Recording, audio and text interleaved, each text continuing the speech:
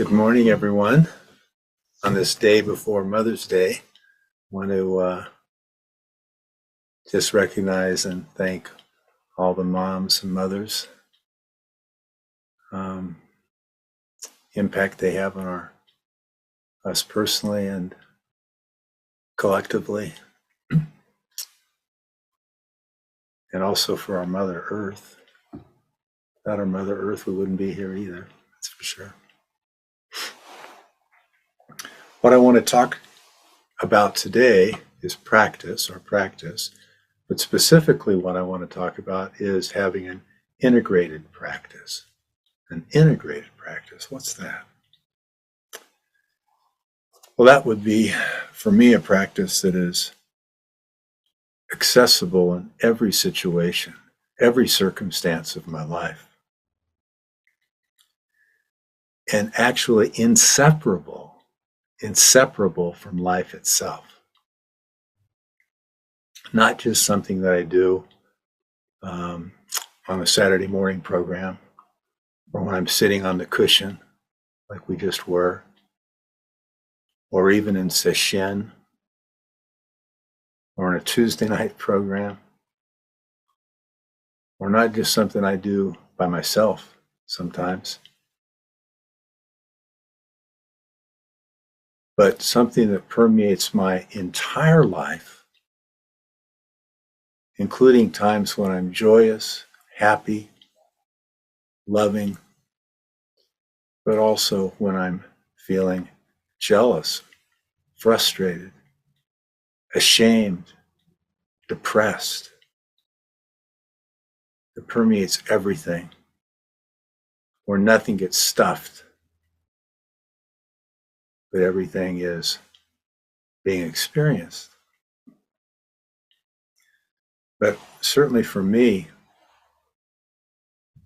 this is the kind of practice I try to have, but it's extremely difficult, and certainly, to put it mildly, a work in progress for me.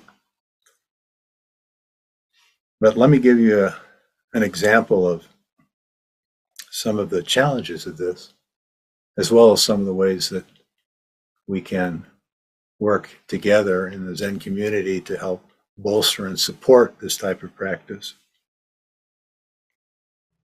When I think about practice, it's customary for me to think about some of the meditation practices I received instruction on when I first started practice. So I tend to think right off of, counting my breath, following my breath, doing koan study, doing shikantaza, just sitting, practicing the Great Heart Way that the Roshis developed to help us be aware of and deeply experience, really deeply experience our feelings of all kinds. And as my practice became more important to me, going back when I first started practicing over 20 years ago, I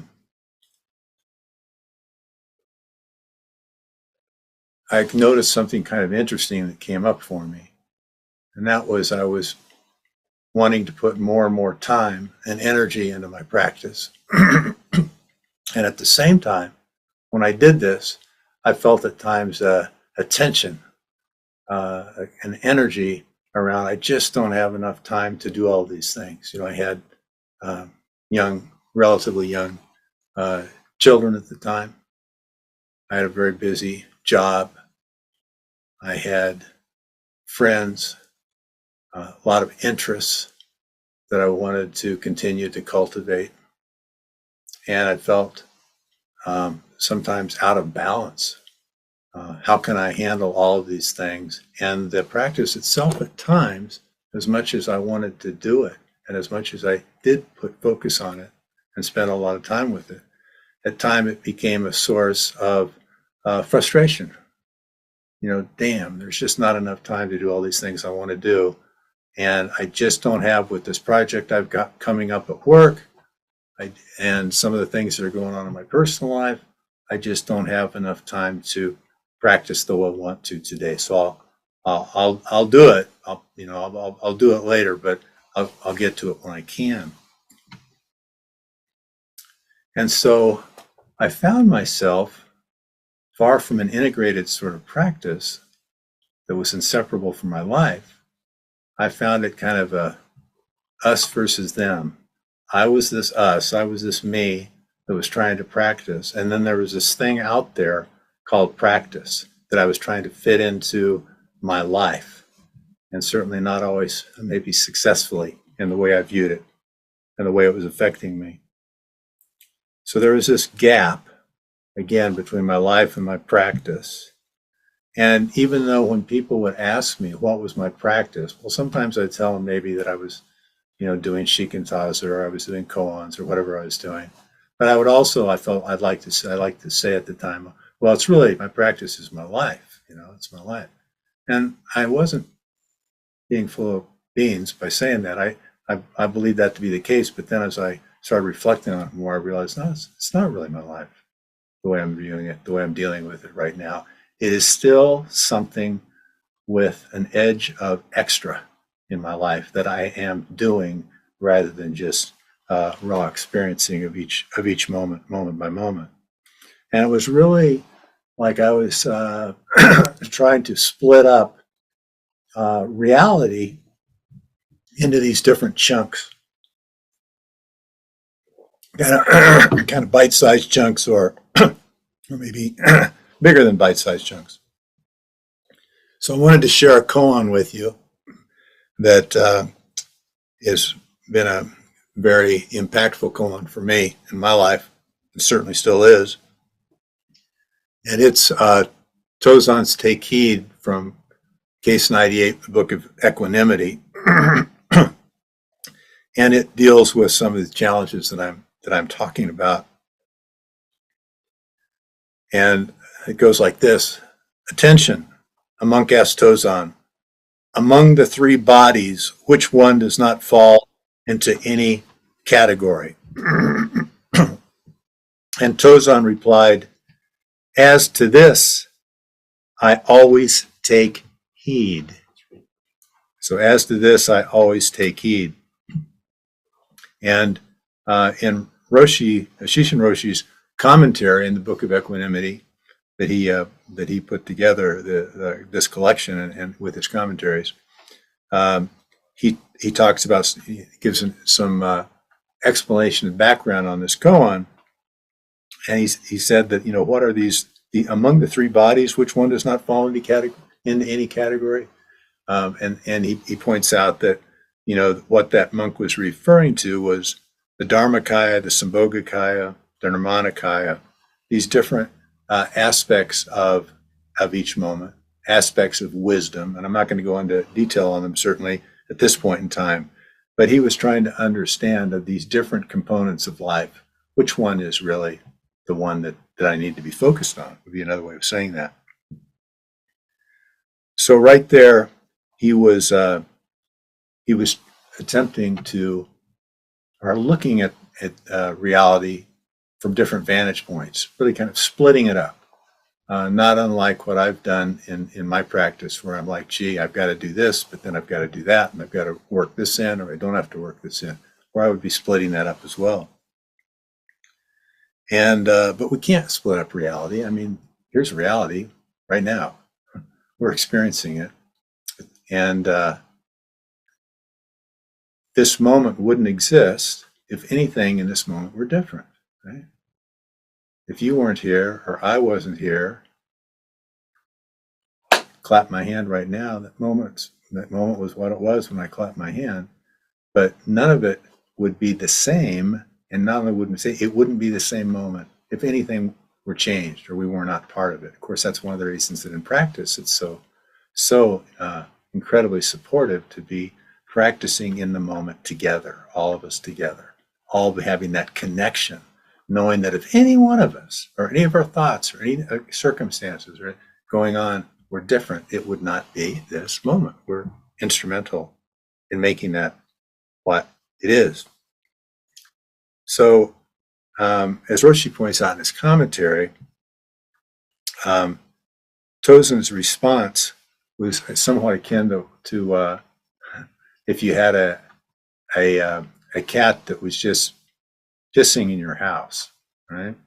If you had a cat pissing in your house, how would you react to that? Well, that's the way Tozan was reacting when he said, "As to this, I'd always take heed." Rather than focus on, well, gee, how do you split up reality? Which is the most important part? He just handled it like this cat that was making a mess in his house. And he just said, as to this, I always take heed. What else can he do? That's it, right? It boils down to that. And that's what our practice, and particularly this more integrated practice that we can have, where nothing is separate from us, nothing is being fractured, is all incorporated in to our practice. I'll tell another little story on myself related to ways that I have certainly fractured my practice and fractured reality, is being in sesshin and having a number of different tasks. Sesshin is a time of stillness for sure. Also, sometimes there's a lot going on, things that need to be attended to. And I can think back on being at a particular sesshin, and I was late working on cleaning up the kitchen, and it was about time in the evening to go in for the evening sit. And so I was scrambled around. I was hurried, kind of frenetic doing some of this stuff, even though I'd been, in this stillness for several days at that point. But I eventually got it done. I was kind of scurrying around. I go into the zendo. I, put my rakusu on and say the verse of the Kesa to myself and get ready. And it's kind of like, phew, now I can practice. Now I can practice. Now I can be here. Now I can be this stillness, right? Well, of course, that's part of life. We have times when things have to be attended to, where we are in a hurry. That's reality too, of course. But that can be practiced too, as opposed to the way I had a feeling about it at times in the back of my mind that, well, I need to do this so I can go practice. This is a sesshin after all, as opposed to just that raw experience of that energy going through my body as I was scurrying around trying to complete my tasks prior to sitting. Interesting too, as Shishin Roshi points out in his commentary, Tozen didn't say, as to this, I always take heed when I feel good, when I'm well rested, when I'm in a good mood, when I'm healthy. He said, as to this, I always take heed. So what's he pointing at there? He's pointing at that all of this is grist for the mill, and more than grist for the mill, it's the mill itself. It is our life, everything, every aspect of it. A much more modern Zen teacher, my Dharma aunt and Joko Beck, Roshi's Dharma sister, Shinko's Dharma sister, talks about experiencing the richness of life, right? That's the way she's referring to this integrated practice, I believe. And she says, to really experience life fully, all we have to do is pay attention when we experience something. Pay attention when we experience something, not unlike Tozen's taking heed. So all we have to do is begin to be who and what we really are without an agenda of what we are. That's it. That's this rich life. But what about when we are anxious, or we're angry, or we're frustrated, or we're having an argument with a significant other in our life, or we're estranged from one of our children? What about that? Can we be with that? It's not easy. And we have to really, what she's talking about, I believe, is to really, really be experiencing that, not just saying, like, you could see me sometime and say, hey, Yugen, you look kind of tense today. And I could say, well, yeah, I know I'm tense, but I'm aware that I'm tense. Okay. That's my practice. I just know I'm tense today. but I wouldn't really be experiencing being tense at that point. I'd be stuffing it. I'd be putting words around it, but I wouldn't really be feeling the or experiencing the no. It would be somewhat of a facade, a veneer that I'm layering over my raw experiencing it. And to do this too, to be able to experience these things, we have to be able to catch it. We have to be aware. We have to be mindful. And it's very easy with everything going on and different stimulus that we're dealing with at all the times to not be open to this. Remember in the movie, the original Star Wars, I remember thinking about that. In fact, there was points in that movie where they would put their shields down on the station that they all lived on. They put shields down so they would be open to attack, but at the same time, as I recall, they could get their fighter, rockets or whatever going out too to protect themselves. And that to me is just a metaphor as far as thinking about, can I really keep my shields down in these various circumstances of my life? Or do I begin to constrict, which is a way, an adaptive mechanism I've used in my life a lot, constricting and putting up shields to protect myself from whatever it is I'm worried about having. Now, let me give you, this can be quite challenging. I'll give you an example in my life. It's a little different. When I was 7 years old, I was playing with my brothers. My brother's 5 years older. We were playing baseball. He had some friends of his that were one of his friends was actually in high school already, an older guy, but he had been a babysitter for us. He was in high school. He was a good athlete, and he pitched. He pitched in high school, and so they were throwing the ball around, playing catch, and he threw the ball really hard to my brother. He's a high school pitcher. It became easy for him to throw hard.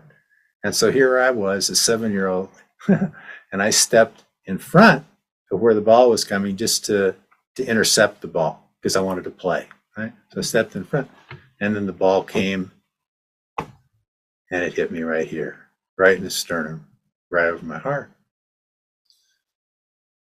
And it shocked the hell out of me. And I began to feel that I was dying. And maybe I was dying. Okay. And so what did I do? I just started running around the yard. And I said, I'm dying, I'm dying, I'm dying, I'm dying. That's all I said. And then I guess I collapsed.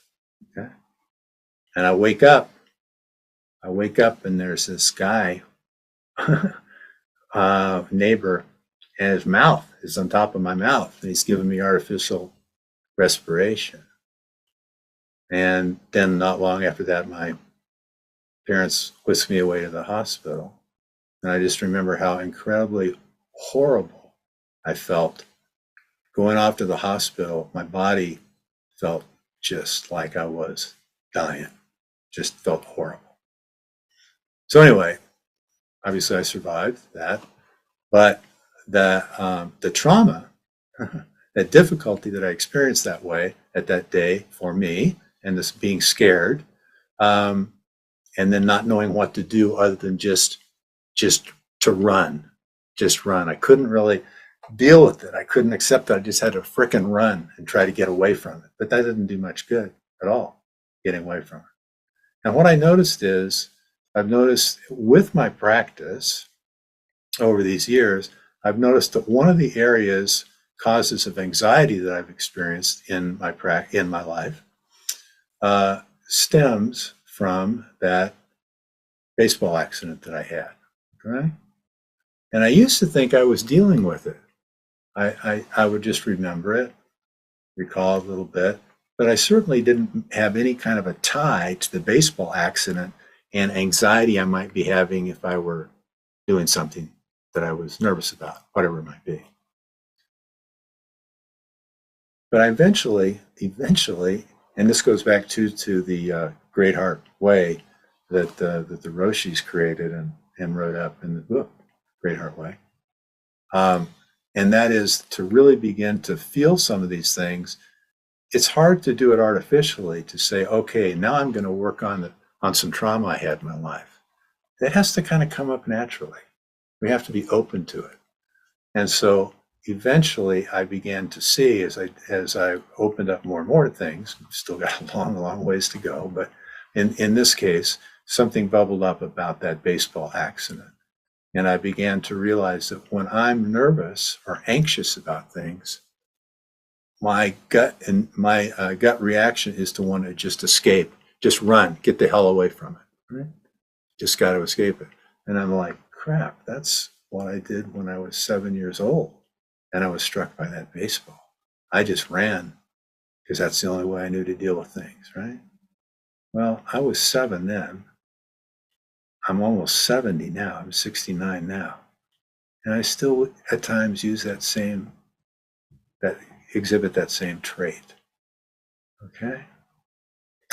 So anyway, practice helped me at least be aware of it.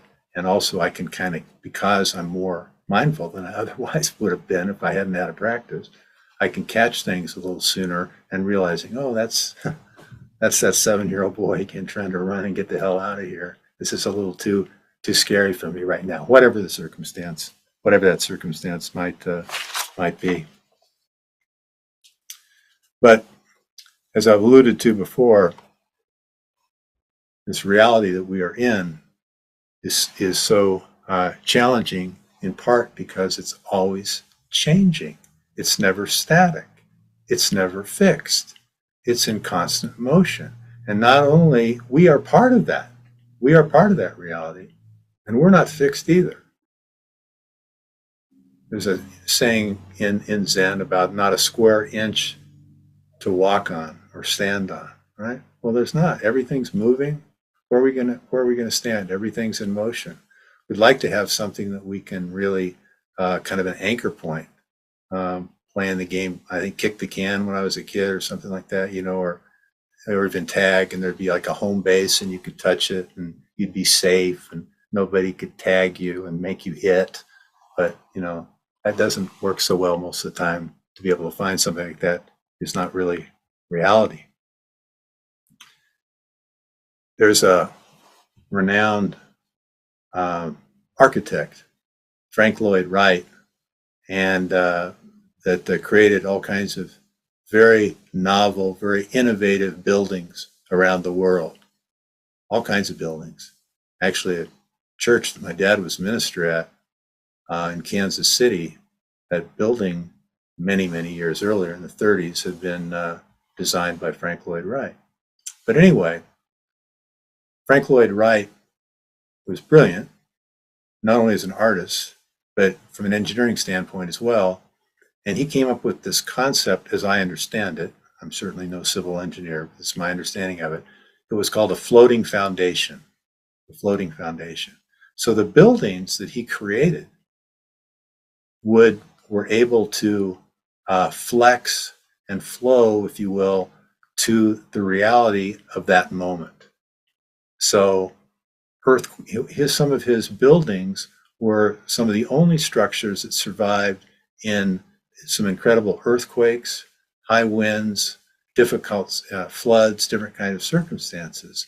And certainly in part, it was due to this notion of a floating foundation that he had, where the structures were designed not to be just rigid, like kind of the classic notion of just building a house on rock or something like that, and it's going to be there forever. But instead recognizing that no, nothing's going to be here forever.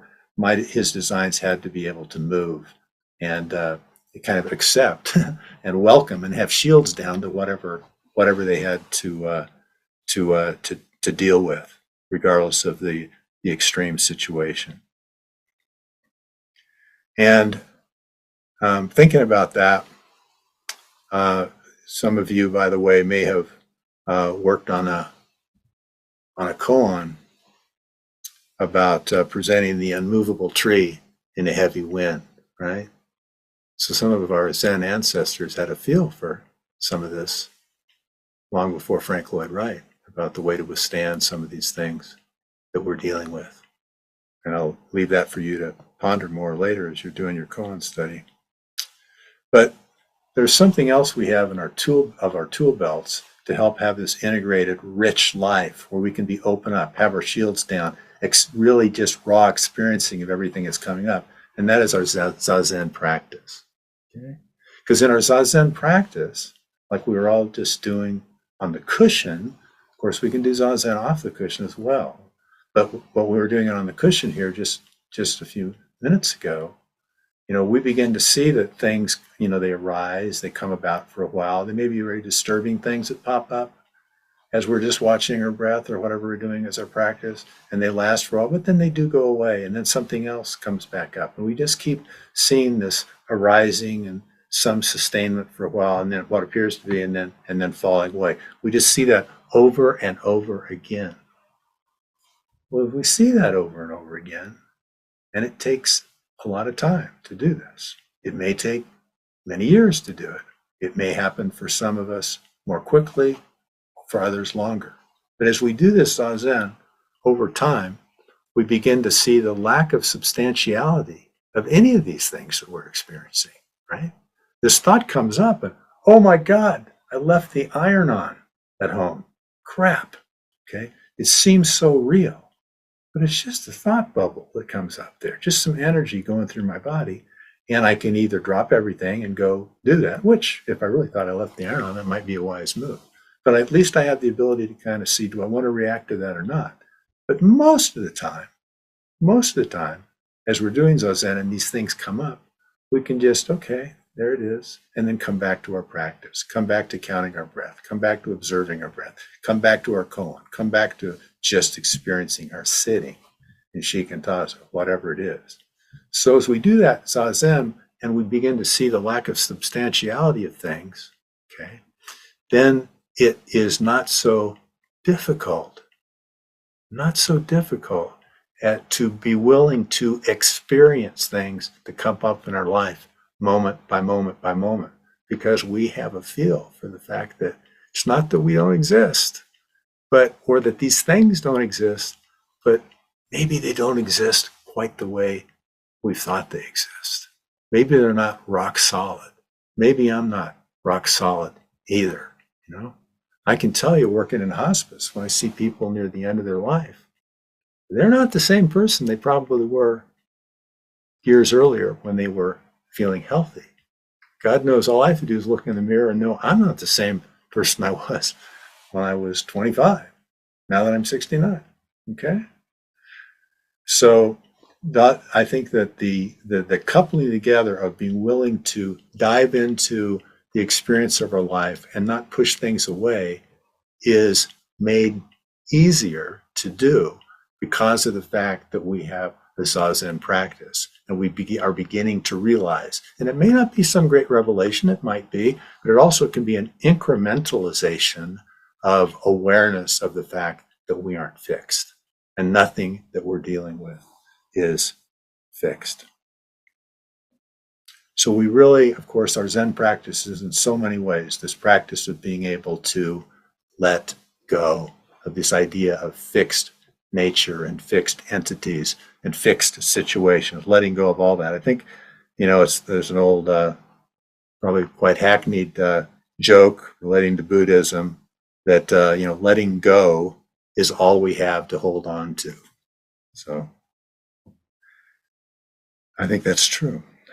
I wanted to share a story with you, which is illustrative of several things, but one thing is about compassion, but also a matter of being persistent. And I heard this story in a talk from Roshi Shinko probably 24 years ago. I'm not sure exactly why, but I wanted to share it with you again because it made an impact on me for sure. And that's this idea, this story of a forest fire that comes up, and the animals, of course, are scared and they're running, trying to figure out what to do. And it seems like there might be no way to stop this forest fire, which is really raging. But there's this one little bird, and this one little bird is when everybody else, all the other animals seem sort of just stuck in their tracks in fear. And even in this story, talking about how scary this is and horrible it is and what's going to happen to them, this little bird gets up and flies over to a stream and gets a little couple of droplets of water in her beak. And then she takes it from the stream and drops it on the fire. Right?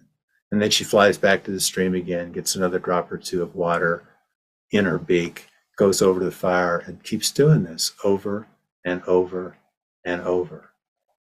And so the animals had different reactions, but one of the was, what are you doing? What a waste that is. You can't put this fire out with one or two drops from your beak. That's crazy.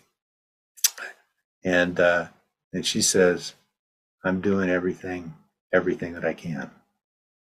I'm doing everything that I can, right? And sometimes in our practice, it can seem pretty daunting. Some of the things that may come up in our life or in others' lives that we're close to, or with the world situation, politics today, the way our planet is, we're killing it, it's suffering, right? The universe is suffering when we're suffering. So how do we deal with all that? How do we save all sentient beings? How can we really, really be willing to experience all these Dharma gates? There are opportunities for us, but also challenges for us every day, right?